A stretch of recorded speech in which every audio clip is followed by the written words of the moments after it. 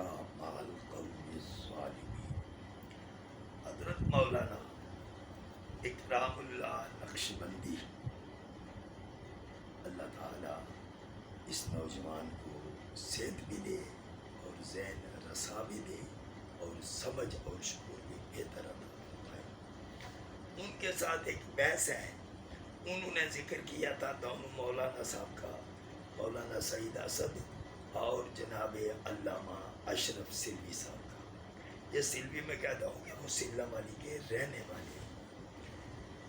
میں نے 15 سوالات تحریر کیے ہیں اور یہ اس پر فیس بک پر آ بھی چکے ہیں، تو میں وہی 15 سوال یوٹیوب پر ان سے ان کی خدمت میں پیش کرتا ہوں۔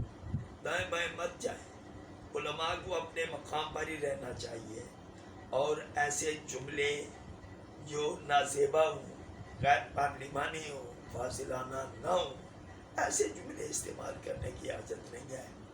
آپ نے یہ جو کسی اور کو یہ کہا ہے کہ وہ بی اس کو کہا ہے، یہ بھی انتہائی نازیبا جملہ ہے، وہ مجھے تو ابھی تک علم ہی نہیں ہے وہ کون ہے، لیکن جس کو بھی آپ نے کہا ایسا نہیں کہنا چاہیے، اس لیے کہ پھر لوگ سب مولویوں کو یہی کچھ کہتے ہیں۔ بہرحال سوالات یہ ہیں جو سعید اسد اور اشرف سلوی، انہوں نے کتاب لکھی ہے اول یا آخر، انہوں نے کتاب لکھی ہے تحقیقات، دونوں مر گئے ہیں، مسئلہ تو ہمارے نزدیک ختم ہو گیا تھا، مگر انہوں نے پھر اس کو زندہ کرنے کی کوشش کی ہے۔ انہوں نے ذکر شروع کیا تو میں نے ان کو کہا تھا کہ یہ اس قابل نہیں ہے کہ اب ان کا ذکر کیا جائے یا ان سے عقیدت محبت رکھی جائے۔ سب سے پہلا سوال یہ ہے کہ کیا دونوں حضرات پہلے دور میں رسول پاک صلی اللہ علیہ وسلم کو پیدائشی نبی تسلیم کیا کرتے تھے یا نہیں؟ جو بھی آپ کا جواب ہے وہ دیں۔ اگر دونوں تحریر اور تقریر میں سرور کائنات صلی اللہ علیہ وسلم کو پیدائشی نبی تسلیم کرتے تھے تو یہ دونوں زندگی کے بھر کے نظریہ سے آخری وقت میں کیوں پھر گئے تھے؟ دوسرا سوال، دونوں رسول پاک کو پیدائشی نبی تقریر اور تحریر میں تسلیم کرتے رہے، لوگوں سے تسلیم کرواتے رہے، اور زندگی کے آخری وقت میں یہ ابھی دونوں کی تقریریں اور تحریریں یہ بطور شہادت موجود ہے۔ زندگی کے آخری ایام میں دونوں اپنے نظریہ سے کیوں قرآن و حدیث کے خلاف کہنا شروع ہو گئے تھے؟ کیا زندگی بھر یہ دونوں گمراہ رہے اور بعد میں ان کو مرنے سے کچھ پہلے یہ قرآن و حدیث کی سمجھ آئی؟ نمبر 3، علامہ شرف قادری مرحوم اور صاحبزادہ عبدالحق احمد یاد، انہوں نے ان دونوں کو، یعنی اس کو علامہ سلوی صاحب کو کتاب تحقیقات شائع کرنے سے منع کیا کہ یہ اہل سنت کے درمیان فتنہ پیدا کرے گی۔ اس کے باوجود انہوں نے اس کتاب کو شائع کر دیا، ایسا کیوں ہوا؟ سوال نمبر 5، سیال شریف جمعہ کے خطبہ میں اپنے مرشد کے خاندان کے لوگوں کے خلاف زبان درازی کیوں کی تھی، جس پر ان کے مرشد خواجہ محمد قمر الدین سیالوی رحمت اللہ علیہ، آپ نے اپنی برادری کی دلجوئی کے لیے اور ان کو خوب ڈانٹ پلائی تھی، خود شرمندہ بھی ہوئے تھے اور ان کو ڈانٹا تھا، تو ایسا انہوں نے اشرف سلوی نے کیوں کیا تھا؟ نمبر 6، مذکورہ واقعہ پر ان کے مرشد نے علامہ سلوی کو خوب ڈانٹا تھا اور تاریخی حقیقت ہے جس کا ذکر باقاعدہ انہوں نے خود کیا ہوا ہے، اور سیال شریف میں یہ واقعہ مشہور ہے۔ علامہ سلوی سیال شریف کو چھوڑنے کا فیصلہ مرشد کے ڈانٹنے کے بعد کیوں کیا تھا؟ کیا یہ جو سچے مرید ہوتے ہیں مرشد کے ڈانٹنے پر ان کا یہی طریقہ ہوتا ہے؟ اور پھر لاہور جانے کا فیصلہ کیا تھا۔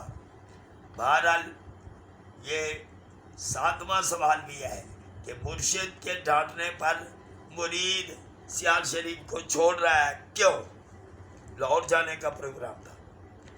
8واں سوال یہ ہے کہ اشرف سلوی کے مرشد نے ڈانٹنے کے بعد ان کی دلجوئی کے لیے جب ان کا پروگرام بن گیا سیال شریف چھوڑنے کا تو مدرسہ میں ان کے گھر تشریف لائے بامار صاحبزادہ عبدالحمید صاحب اور بامار صاحبزادہ عزیز صاحب، اور ہاتھ جوڑ کر کہا کہ بیٹا سمجھ کر ڈانٹا تھا، برادری کو بھی خوش کرنا تھا، لہذا لیکن میں آپ سے معافی طلب کرتا ہوں۔ اس کے باوجود موصوف لکھتے ہیں کہ میں نے لاہور جانے کا جو فیصلہ اور سیال شریف چھوڑنے کا فیصلہ اس کو تبدیل نہیں کیا اور یہ اپنی ضد پر قائم رہے۔ کیوں؟ یعنی مرشد یہ کرے اور مرید آگے سے یہ کرے۔ سوال نمبر 9، صاحبزادہ جو شیخ الحدیث سیال شریف کے تھے علامہ اشرف کو تمہید باندھ کر رسول پاک کے حوالے سے خواب سنایا کہ سرکار نے مجھے یہ کہا کہ ان سے دعا کراؤ، تو میں نے یہ کہا کہ حضرت یہ تو سیال شریف چھوڑ رہے، تو آپ نے فرمایا کہ ان کو بتا دو سیال شریف چھوڑنے میں جو نقصان ہوگا اس کے ذمہ دار تم خود ہی ہوگے۔ یہ سب کچھ ہونے کے باوجود جناب علامہ اشرف سلوی نے سیال شریف چھوڑ دیا تھا اور خود لکھا ہے کہ مجھے رسول پاک کا یہ ارشاد بھی مل گیا تھا۔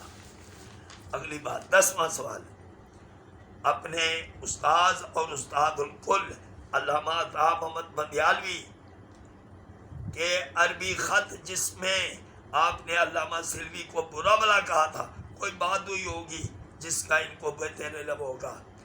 اس کے جواب میں انہوں نے عربی میں خط لکھا اور استاد صاحب کے خلاف جو جو بیہودہ کلمات استعمال کیے وہ کلمات آج بھی ان کے عربی خط میں موجود ہیں، اور یہ بات انہوں نے لاہور کے کئی علماء کو سنائی۔ خود مجھے ایک قاری بھی بیٹھا ہوا تھا، اس کی موجودگی میں میں گاڑی چلا رہا تھا، تو میں نے گاڑی کھڑی کر کے میں نے کہا یہ لو چابی، میں تمہارے ساتھ سفر کرنے کے لیے تیار نہیں ہوں۔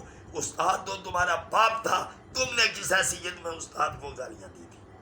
11 نمبر سوال، علامہ سلوی کا مرشد خانہ حضور کو پیدائشی نبی مانتا تھا، مانتا ہے، علامہ سلوی کیوں اپنے مرشد خانہ سے الگ اور جدا ہوئے؟ کیوں سرکار کی پیدائشی نبوت کے منکر ہوئے؟ مرشد کی بات کو کیوں تسلیم نہ کیا؟ اور پھر یہ کہ یہی وجہ ہوئی ہے، ناراضگی تھی، کوئی بندہ ان کے جنازہ میں شامل نہیں ہوا سیال شریف کا۔ علامہ سعید اور علامہ اشرف دونوں کہا کرتے تھے رسول پاک کو پیدائشی نبی نہ ماننے والا آدمی احمق اور بیوقوف ہے۔ یہ بات 1962 میں علامہ سلوی کا خطاب منگلا کی مرکزی مسجد میں ہوا، آج بھی وہ تقریر ریکارڈ ہے۔ 1995 میں علامہ سعید کا خطاب ہوا، وہ بھی ریکارڈ ہے، دونوں ریکارڈ ہیں، دونوں کے یہی تقریباً جملے ہیں، جو رسول اللہ کو پیدائشی نبی نہیں مانتا وہ احمق ہے، مگر خود بعد میں انکاری ہو گئے اور آپ علامہ صاحب ان کے تائید کرنے والے ہو گئے۔ ایسا کیوں ہوا؟ پھر یہ سوال نمبر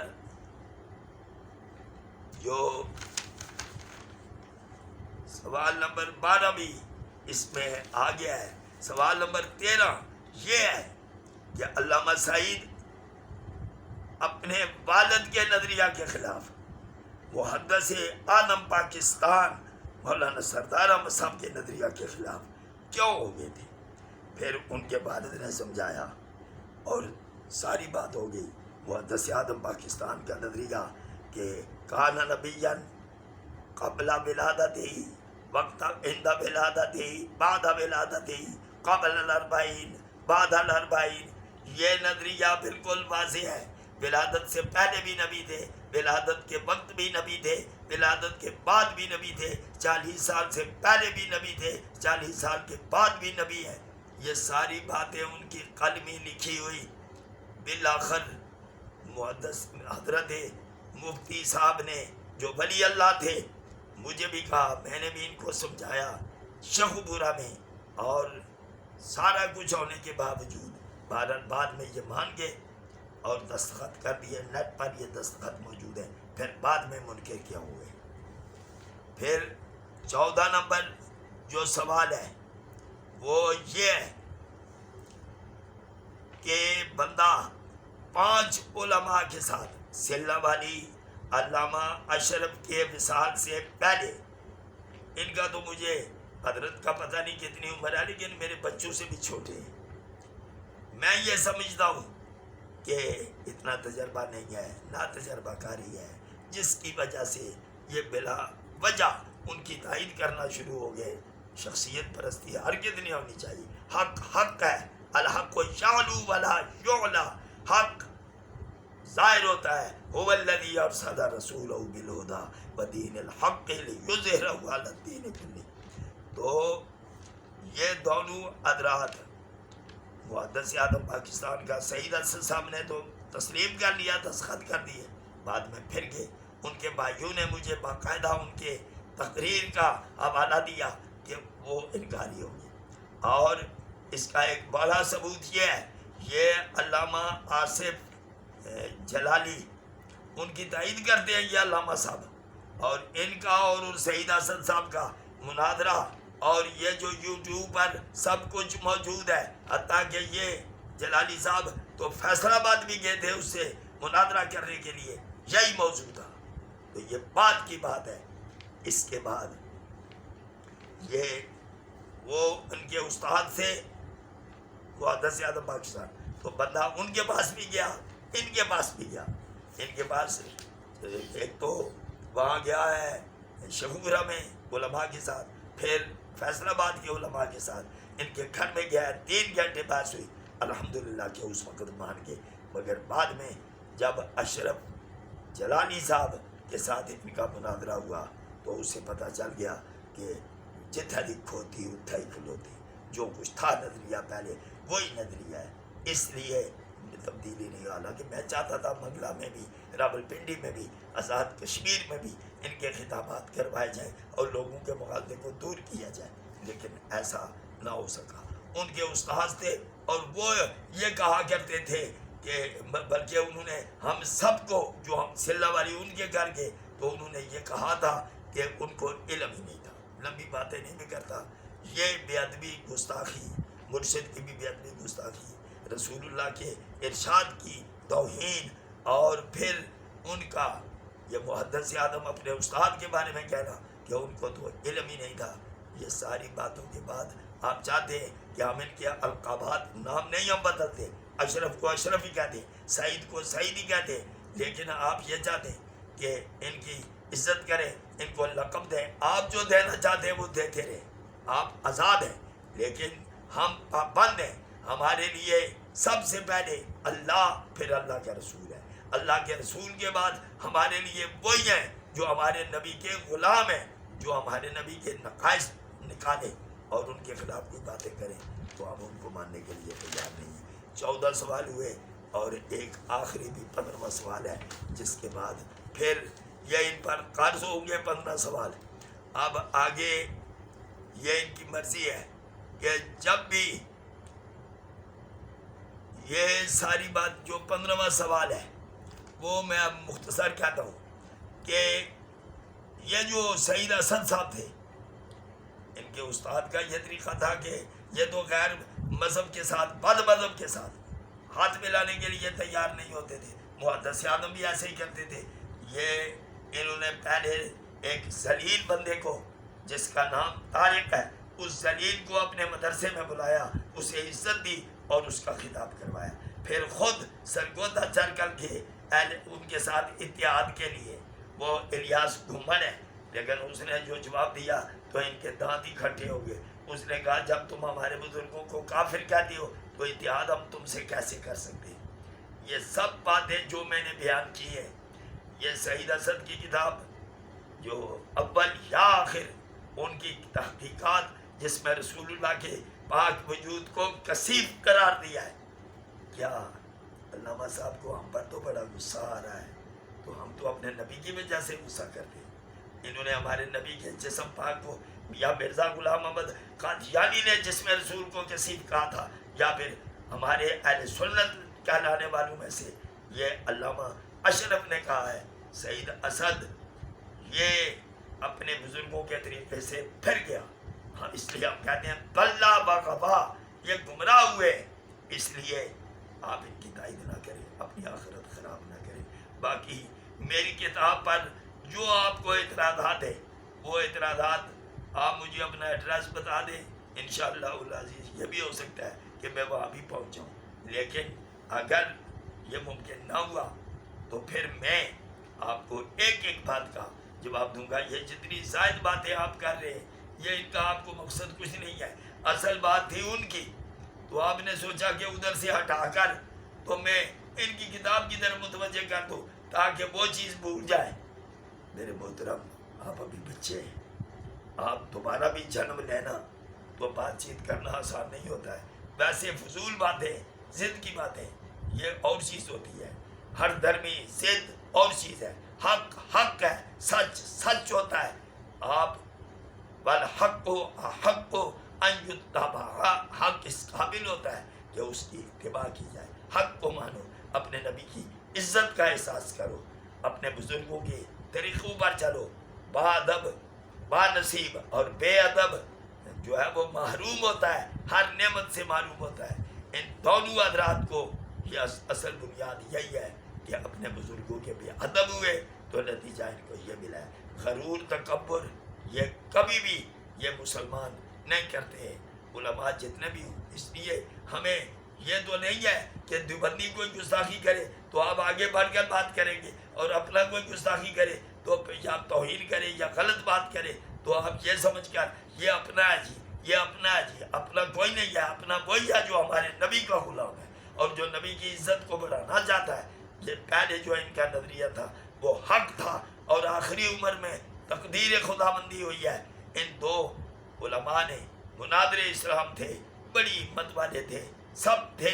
ہم باریک باتیں ان لوگوں کی سن کر بہت خوش ہوا کرتے تھے، لیکن جب انہوں نے خود ہی گند کرنا شروع کر دیا، خوشبو کی جگہ پر گندگی پھیلانا شروع کر دی، اب ہم ان کو اچھا نہیں سمجھ سکتے۔